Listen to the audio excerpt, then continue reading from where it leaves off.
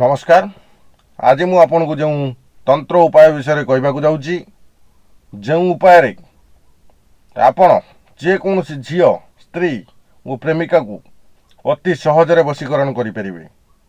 जदि ए पर्यंत आपण मोर ये चैनल टी सब्सक्राइब करना ताले सब्सक्राइब कर दिंतु और कड़र थी बेल आइकन घंटी को दबाई दिंतु। चलतु जानिबा से उपायटी कौन। एथिपाई आपण को दरकार सरिष, देवदारू गछर चेर और महू। शनिवार दिन देवदारू गछ को निमंत्रण देई रविवार दिन चेर नहीं आसबे। देवदारू चेर और सरिष को एकत्र छेची यार गोली करिवे और एथिरे महू मिसई देबे।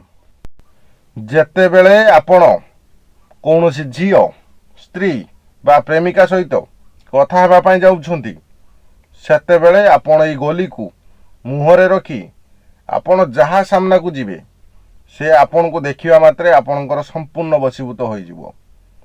आपण जहाँ कहिबे से आपण कथा मानिबाकू लागिवो।